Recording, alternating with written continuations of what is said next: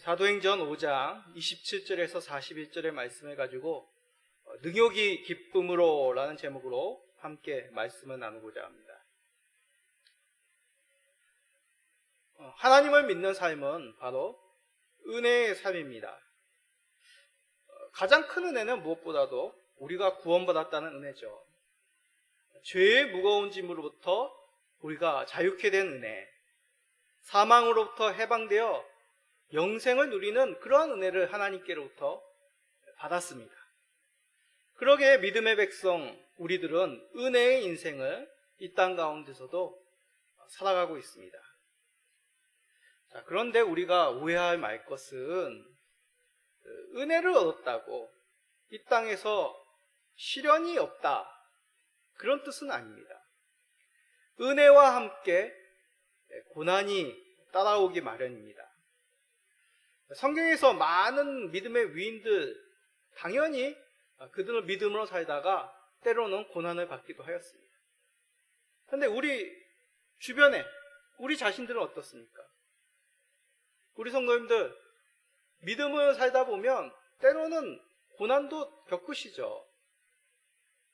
우리 믿음의 부모님들, 믿음의 주변의 많은 성도들을 볼 때 늘 좋은 것만 있는 것이 아니라, 은혜만이 있는 것이 아니라 때로는 남들에게 말 못할 그런 어려움, 예수님 믿다가 그런 시련도 당하는 것을 많이 보게 됩니다. 그래서 하나님께서는 바울 사도를 통해 이런 위로의 말씀을 주셨습니다. 빌립보서 1장 29절입니다. 그리스도를 위하여 너희에게 은혜를 주신 것은 다만 그를 믿을 뿐 아니라 또한 그를 위하여 고난도 받게 하려 하심이라. 하나님께서 우리에게 독생자 그리스도를 주신 은혜, 단지 그를 믿음으로 구원을 얻는 구원의 은혜만을 주시기 위함이 아니란 뜻입니다. 예수님을 위해 함께 무엇을 받아요? 고난도 받게 하려 하십니다. 그렇습니다. 예수님을 믿는다는 것은 은혜만이 아니라 고난도 이 땅 가운데 누린다는 의미입니다. 그런데 고난이 끝이겠습니까? 만약 고난이 결말이라면 참 슬픈 이야기, 인간의 겪는 고통을 하나님도 어쩔 수 없구나, 그런 결말이 됩니다. 결코 고난이 끝이 아니죠. 고난 뒤에는 그 하늘에서 누릴 영광, 그러한 영광이 예배되었고 예수 그리스도로 말미암아, 성령님으로 말미암아 우리는 이 땅 가운데서 그러한 기쁨을 누리고 있습니다. 그러므로 믿음을 지키고 예수 이름을 전하다 능욕당함은 단지 고난이 아니라 기쁨이다 라고 우리들에게 말씀합니다. 오늘 말씀이 바로 예수님의 이름으로 당하는 능욕이 기쁨이 됨을 우리들에게 들려주고 있습니다. 이해가 되시나요? 예수님을 믿음으로 핍박당하는 것, 그것도 억울한데 그것이 기쁨이 된다니. 어떻게 이것이 가능한지 오늘 말씀을 통해 찬찬히 살펴봅시다. 그러므로 우리의 삶 속에서 예수님의 이름으로 말미암아 능욕당함이 기쁨으로 변하는, 기쁨으로 여기시는 모든 성도님 되시기를 간절히 축복드립니다. 자, 우리가 지난 시각 마지막 장면이 어떤 모습이었습니까? 승리의 모습이었죠. 사도들을 옥에 가두었지만 하나님의 사자가 옥문을 열어 그들을 밖으로 내셨습니다. 성전에 서서 생명의 말씀을 전하라. 이 사자의 명령대로 사도들은 당당하게 성전에 서서 예수 그리스도의 복음을 전하였습니다. 사도들인 공회원들은 이 소식을 듣고 적잖게 당황하였습니다. 그런데 그들은 폭력으로 이 사도들을 다시 끌고 올 수 없었습니다. 왜냐하면 많은 백성들이 있었기에 그들에게 돌로 자신들이 침을 당할까봐 사정사정해서 사도들을 다시 공회로 불러들인 것이죠. 자, 이런 분위기라면 오늘 말씀은 사도들의 승리의 영광이 그냥 바로 쫙 이어질 것 같이 여겨집니다. 그러나 아무런 과정 없이 승리의 영광이 주어지는 것은 결코 아닙니다. 세상이 그렇게 호락호락하지 않죠. 특히 사내들인 공회와 같은 권력을 가진 존재는 쉽사리 자신의 패배, 자신의 자리를 그렇게 내어놓지 않습니다. 이들은 끈질기게 사도들을 괴롭히죠. 지난번 성전 앞에서의 소동으로 이 공회는 사도들에게 어떻게 얘기했습니까? 위협하였습니다. 경고한 것이죠. 한 번 위협하였기 때문에 이번에는 어떻습니까? 더 살벌하고 위협적인 신문을 사도들에게 행합니다. 그런데 사도들에 대한 신문은 보통 죄인에 대한 신문과는 조금 다릅니다.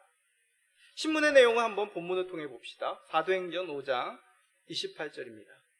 이르되 우리가 이 이름으로 사람을 가르치지 말라고 언금하였으되 너희가 너희 가르침을 예루살렘에 가득하게 하니 이 사람의 피를 우리에게로 돌리고자 함이로다. 자, 공회의 신문을 살펴보면 어떻습니까? 공회원들이 뭘 두려워하는지를 우리가 엿볼 수 있죠. 자신들의 입지에 대한 불안함이 녹여져 있습니다. 특히 어떤 말씀이 눈에 들어옵니까? 무죄한 피를 흘린 것에 대한 두려움입니다. 구약 시대부터 하나님을 거부하는 악인들은 하나님을 잘 믿는 하나님의 편선 의인들을 핍박해 왔습니다. 마태복음 23장 35절입니다. 그러므로 의인 아벨의 피로부터 성전과 제단 사이에서 너희가 죽인 바라게의 아들 사가랴의 피까지 땅 위에서 흘린 의로운 피가 다 너희에게 돌아가리라. 예수님께서 바이스레인들의 위선을 책망하시면서 하신 말씀입니다. 하나님께 순종치 않는 악인들이 하나님을 의지하는 의인들을 어떻게 했다고요? 핍박하였다는 말씀이죠. 그러기에 공회원들은 하나님 앞에서 무죄한 피를 흘린 악인들이 자신들이 아니라고 주장하고 있는 것입니다. 그런데 정말 이 공회원들의 주장처럼 이들은 무죄한 자의 피를 흘리지 않았을까요? 그렇지 않습니다. 예수님을 십자가에 못 박았을 때 빌라도 앞에서 그 책임을 자신들에게 돌린 이들이었습니다. 마태복음 27장 25절입니다. 백성이 다 대답하여 이르되 그 피를 우리와 우리 자손에게 돌릴지어다 하거늘. 자, 여기서 얘기하는 백성을 위한 곧 유대인들을 말하는 것이죠. 근데 그 유대인들의 대표가 누굽니까? 바로 사내들인 공회원들입니다. 그러기에 백성들의 대답은 이 백성들을 대표하는 사내들인 공회의 대답인 것이죠. 그렇습니다. 공회원들은 사도들이 예수 그리스도의 죽음과 부활, 이 복음을 전파할수록 무죄한 예수의 피를 흘린 죄가 드러나게 된다는 것, 이것을 알았기 때문에 사도들이 복음 전하는 것을 두려워한 것이죠. 자, 그런데 생각해 봅시다. 죄를 덮으려고 한다면 죄가 덮어집니까?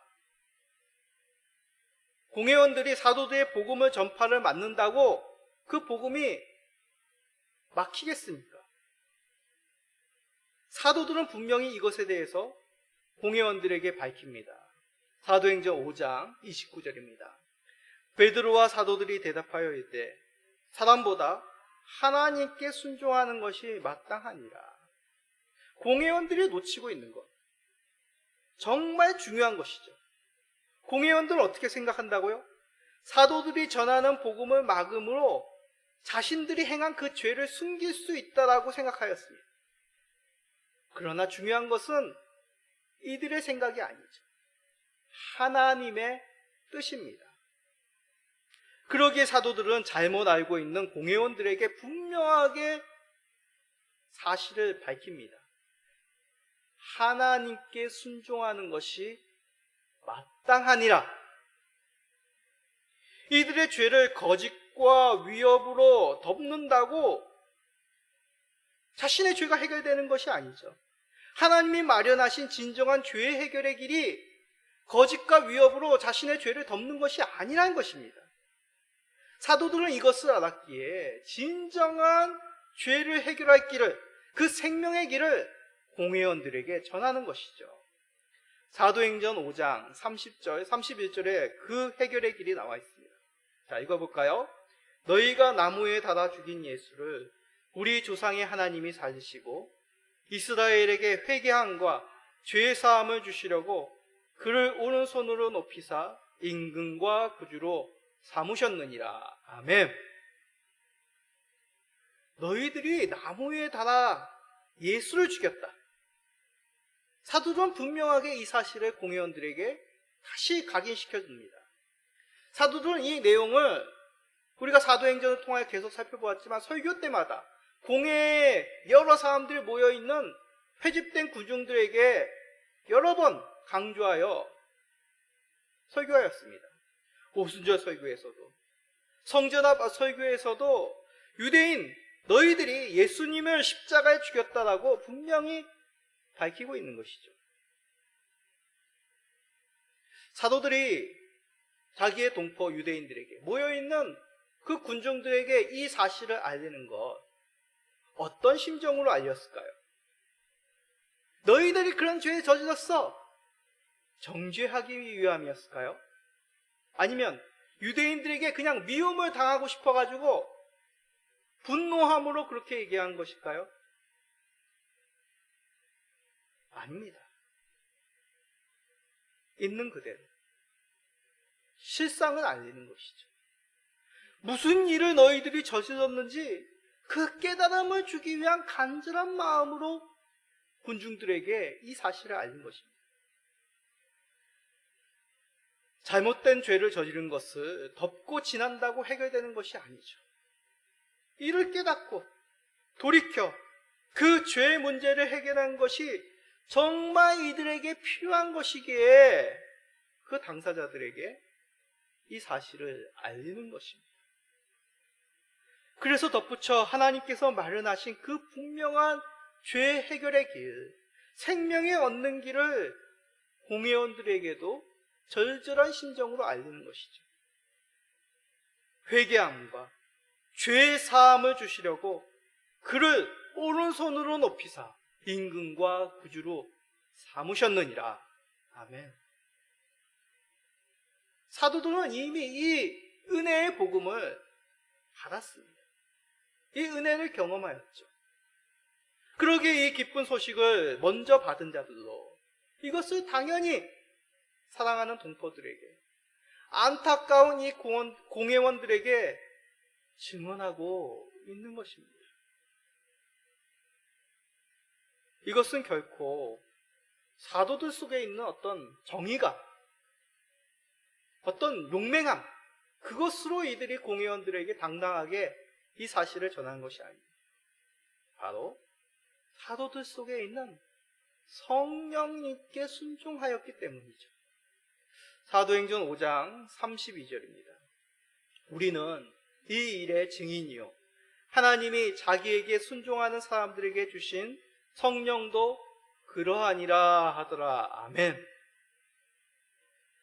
성령님의 충만으로 사도들은 공의의 위협에도 두려워하지 않고 예수님의 부활을 목격한 바대로 담대히 다시 이들에게 들려준 것입니다.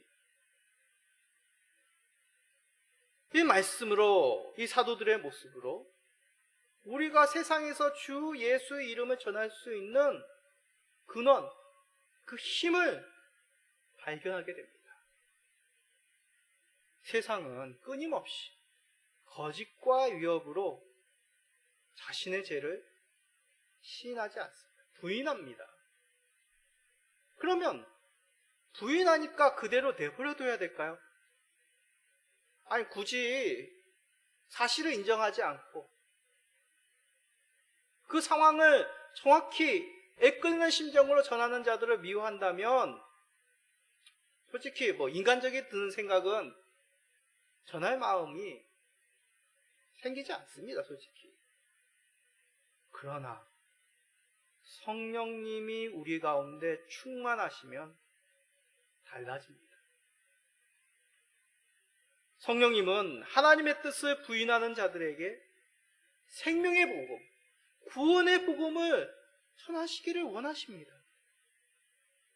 성령님으로 인해 우리는 머뭇거림과 두려움을 떨쳐버릴 수 있는 것이죠.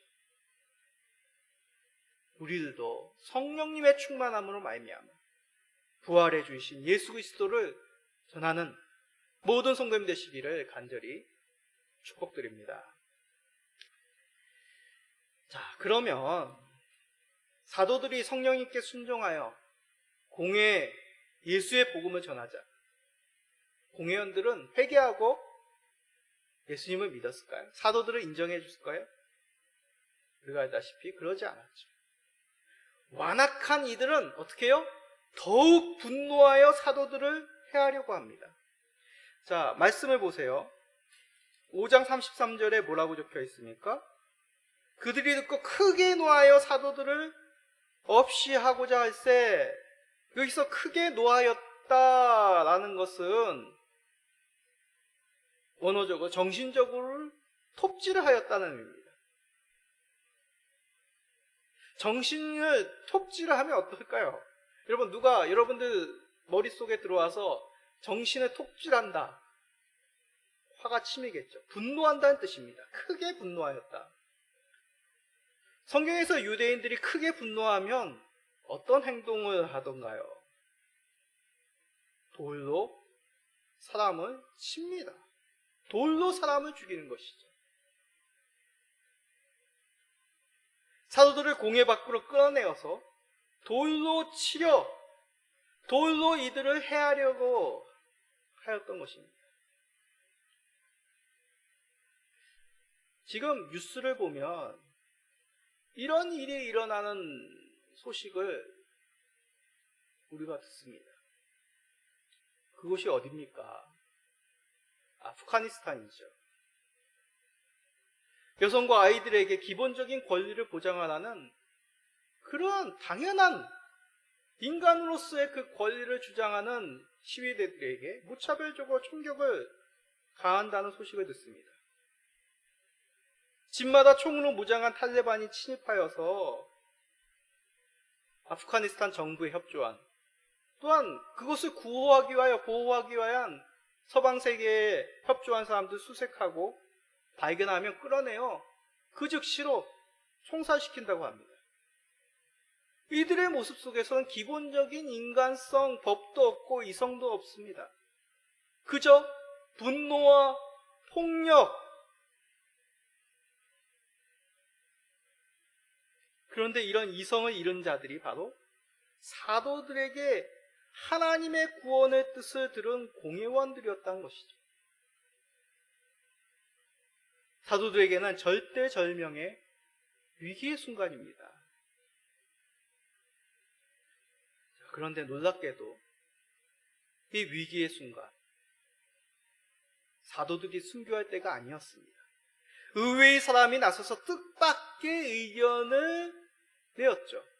그 사람이 누굽니까? 바로 바리새인 가말리엘이라는 사람입니다.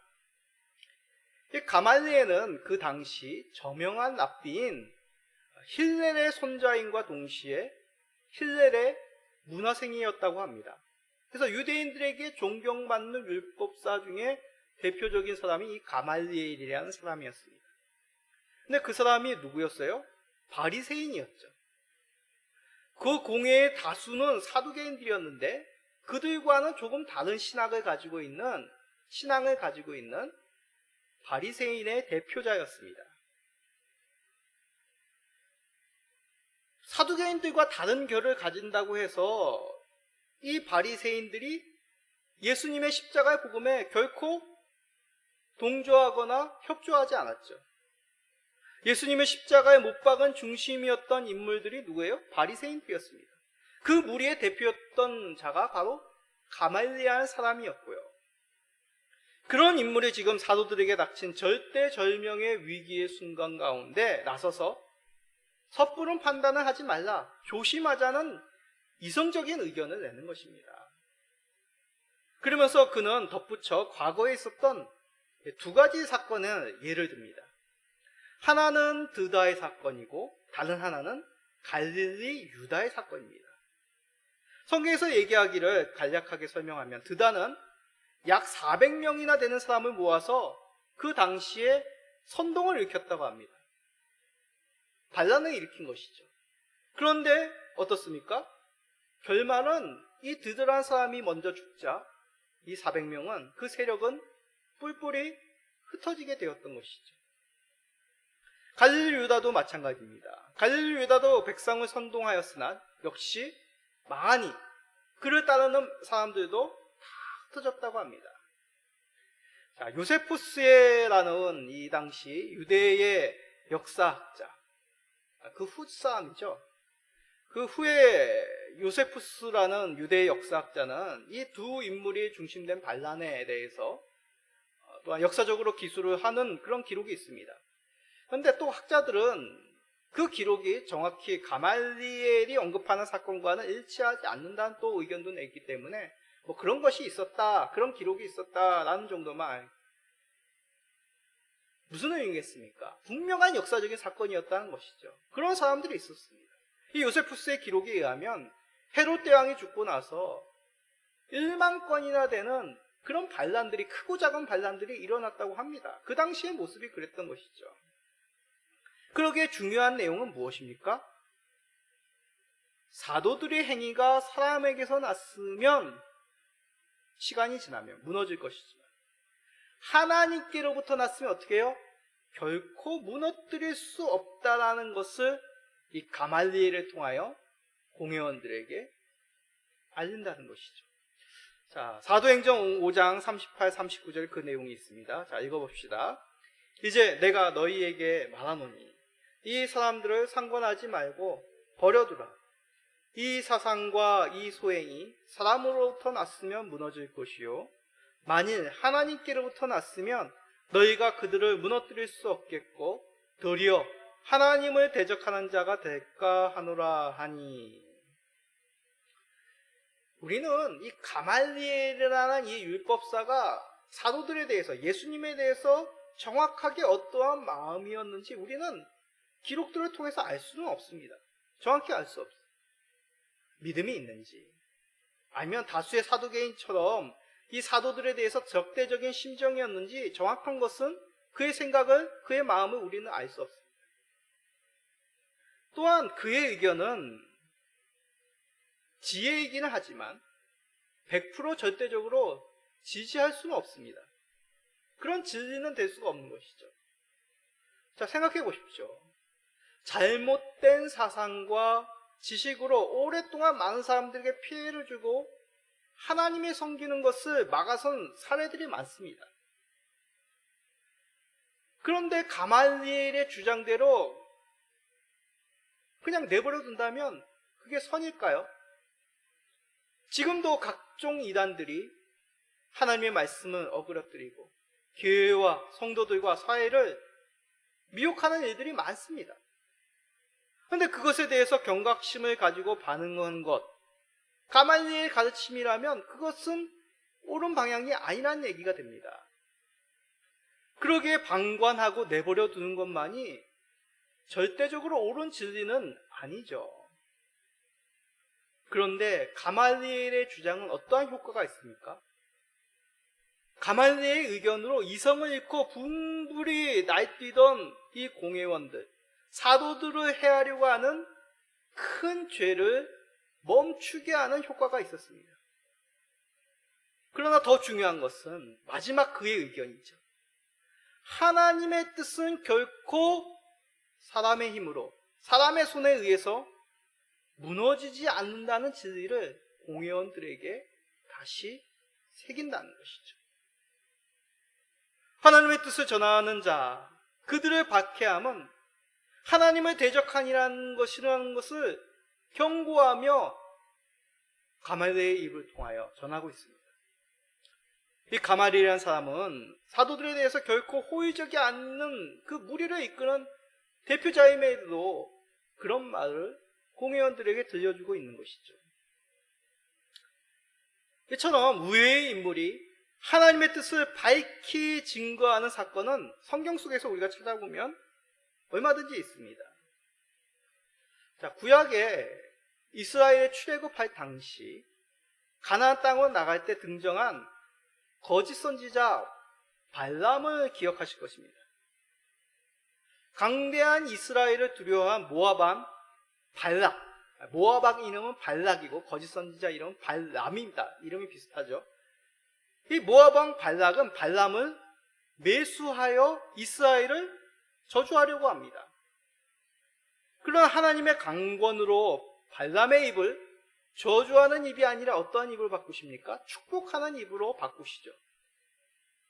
모압왕 발락은 그 모습을 보고 분노하며 발람에게 왜 저주하지 않느냐라고 그렇게 따집니다. 자, 그 말씀 민수기 23장에 있습니다. 읽어봅시다. 발락이 발람에게 이르되 그대가 어찌 내게 이같이 행하느냐? 나의 원수를 저주하라고 그대를 데려왔거늘 그대가 오히려 축복하였도다. 발람이 대답하여 이르되 여호와께서 내 입에 주신 말씀을 내가 어찌 말하지 아니할 수 있으리이까? 발락과 발람은 은금을 주고받으며 치밀하게 계획을 세웠습니다. 이스라엘을 저주하려고 말입니다. 그러나 뜻대로 되지 않습니다. 왜 그렇습니까? 하나님이 막으신 거죠. 더 나아가 하나님은 이스라엘을 보호하시고 축복할 수 있도록 이 거짓 선지자 발람의 입을 사용하십니다. 자, 여기서 우리가 알 수 있는 것. 그 핵심, 가말리엘이 하나님의 주신 말씀을 말하였다. 그것이 아니죠. 하나님의 섭리를 인간이 결코 막을 수 없다는 것이 핵심입니다. 하나님의 뜻은 결코 사라지지 않습니다. 이성이란 공회의 분노 속에서도 하나님은 그 분노를 잠재우시고 사도들의 복음의 전파가 과연 어디서부터 시작되었는지 밝히신 것이죠. 깨닫게 하신 것입니다. 세계 속에서 수많은 제국과 가치관, 이념, 과학, 종교들이 하나님을 부인하고 성경과 교회를 잔해하였습니다. 성도들을 핍박하였습니다. 그런다고 하나님의 이름, 예수 그리스도의 이름이 사라졌습니까? 사라지지 않죠. 지금도 그러한 핍박 속에서 믿음을 지키고 교회는 세워지고 하나님의 말씀은 분명하게 이 무죄한 피를 흘리는 자들에게 들려주고 있습니다. 주여, 지금도 핍박받고 있는 교회와 성도들을 보호하여 주옵소서. 세상의 이성일은 그 분노로부터 피할 길을 보여주옵소서. 어려움 속에 있는 교회와 성도들을 위해 피할 길을 보여주시도록 기도하시는 우리 성도님 되시기를 간절히 소원드립니다. 자, 그런데 피할 길이 생겼다고, 이 가말리엘을 통하여 피할 길이 생겼다고 모든 핍박이 사라지는 것은 아니었습니다. 이전의 공회의 신문 결과는 단지 위협이었지만 이제는 물리적 핍박이 더해집니다. 채찍질이 행해집니다. 예수님도 채찍질을 당하셨죠. 이 당시 채찍질의 흉보는 최대 40의 하나 가만수로 3갈래의 소 가죽으로 만든 채찍으로 집행되었다고 합니다. 등에 2대, 가슴에 1대를 때림이 반복되었습니다. 그럼 무슨 말입니까? 3의 배수로 집행된 것이죠. 근데 왜 39대가 최대이냐? 신명기 25장 3절에 보면 40이 넘어가면 형제를 가볍게 여기는 것이라는 그런 말씀이 있습니다. 그래도 죄를 범한 자이지만 그래도 하나님의 백성이기 때문에 그 생명을 보호하기 위하여 40에 하나 가만수로 이 형이 집행됐다는 얘기죠. 그럼에도 형벌은 형벌입니다. 사도들에게 심히 괴로운 형벌이죠. 그런데 물리적인 그 고통보다 사도들을 더 힘들게 만든 것은 수치심입니다.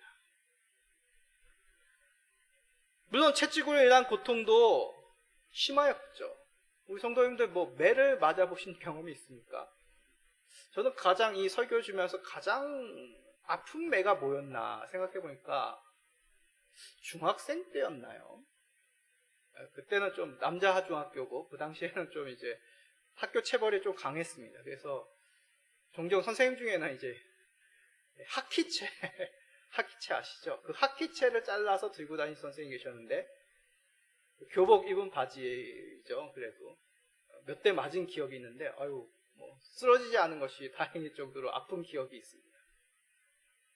근데 그거보다도 더 피부가 찢어지는 고통, 맨살로 소 가죽으로 만든 그 세 갈래 채찍으로 맞는다는 것, 얼마나 고통스럽겠습니까?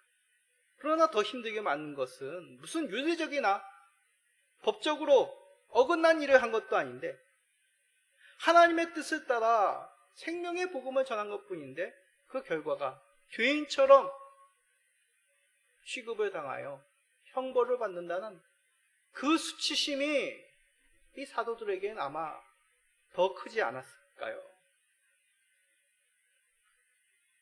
그런데 우리가 주목할 것은 사도들은 채찍을 당하는 그 순간 속에 그 능력 속에서도 분노하거나 절망하지 않았다는 것입니다. 오히려 기뻐하면서 공회 앞에 나왔다고 합니다. 자, 사도행전 5장 40절 41절 다 같이 읽어봅시다. 사도들은 그 이름을 위하여 능력받는 일에 합당한 자로 여기심을 기뻐하면서 공회 앞을 떠나니라. 그들이 날마다 성전에 있든지 집에 있든지 예수는 그리스도라고 가르치기와 전도하기를 그치지 아니하니라. 아니 이건 좀 과장 아닙니까? 그 선한 일을 해서 이런 죄인 취급을 당하고 분노가 당연히 생기겠죠. 그런데 사도들은 분명히 능력받는 일에 합당한 자로 여겨 기뻐합니다. 만약 분노하였다면 어떻게 할까요? 다니는 곳곳마다 이 공회원들의 이 잘못을 고하며 분노의 칼을 갈았겠죠. 사도들은 그러지 않았습니다. 여기서 합당한 자로 여긴다는 것은 전적으로 이 일에 대해서 합당하게 여긴다는 것입니다. 살다 보면 이런 억울한 일을 당하기도 하지. 이번에 한 번뿐일 거야. 다음에는 보상을 받을 거야. 그런 뜻이 아닙니다. 능력 받음이 지극히 당연하다는 뜻입니다. 아니 어떻게 사도들은 죄인처럼 형벌받음을 부끄러워하지 않고 분노하지 않고 지극히 당연한 일로 받아들였을까요? 그 이름을 위하여 받았기 때문입니다. 예수님의 이름으로 능욕을 받았기 때문입니다. 오해 마십시오. 나의 연약함, 내가 윤리적이지 못하여 당하는 그런 수치가 아닙니다. 예수님 때문에 받는 수치, 그 수치로 인하여 부끄러움이 아니라 기쁨이 되는 것이죠. 우리 예수님도 이보다 더한 수치를 당하지 않으셨습니까? 우리를 구원하시려고 아버지 하나님의 뜻을 순종하신 같이 우리를 사랑하셔서 십자가의 수치를 우리 예수님께서 당하셨습니다. 그래서 예수님은 제자들에게 이렇게 말씀하셨죠. 자, 마태복음 5장 11절 12절 우리 한번 크게 읽어봅시다. 나도 말미암아 너희를 욕하고 박해하고 거짓으로 너희를 거슬러 모든 악한 말을 할 때에는 너희에게 복이 있나니 기뻐하고 즐거워하라. 하늘에서 너희의 상이 큼이라. 너희 전에 있던 선지자들도 이같이 박해하였느니라. 아멘. 이 땅에서 예수님으로 인해 욕받음은 하늘에 복받은 자들이란 증거입니다. 그렇기 때문에 기뻐하고 즐거워하라고 우리 예수님이 제자들에게 말씀하신 거죠. 천국 시민으로 이 땅에 예수님으로 인해 받는 능력은 지극히 당연하다는 의미죠. 예수님으로 인해 능력받음은 천국 시민이라는 확증이기에 복이라고 말씀하십니다. 그러기에 기뻐하고 즐거워한다는 얘기죠. 예수님도 그러셨고 전에 있던 선지자도 그랬고 지금 사도들도 그러하며 사도들을 쫓아 초대교회 성도들도 그리하였고 이 땅의 믿음의 1세대들이 그리하였고 우리보다 앞선 믿음의 선배들이 믿음의 부모님들이 다 예수님으로 인해 세상에서 욕을 받으셨습니다. 그런데 그들에게 있어서 그것은 수치가 아니라 자랑이었고 기쁨이었고 멸관이셨습니다. 그러기에 예수님의 이름은 전할 이름이며 사라지지 않는 이름이고 구원의 이름으로 세상에서 능력받는 기쁨의 이름이십니다. 세상에서 예수 이름으로 능력받음을 당연히 여기는 것은 어떤 결심이나 의지로 되는 것이 결코 아니죠. 성령 충만해야 됩니다. 성령 충만함이란 어떤 신비한 모습이 아닙니다. 인격이신 성령님께서 우리 가운데 계심으로 그리스도의 은혜와 사랑이 충만한 것이죠. 사도들은 이런 성령 충만함으로 그리스도의 사랑으로 그리스도의 은혜로 말미암아 능력받음이 기쁨으로 여겼다는 얘기죠. 우리들도 이렇게 되기를 소원합니다. 성령 충만함으로 예수님의 이름으로 당하는 그 수치를 기뻐하는 우리 모든 성도님 되시기를 예수 그리스도의 이름으로 간절히 축복드립니다. 아멘.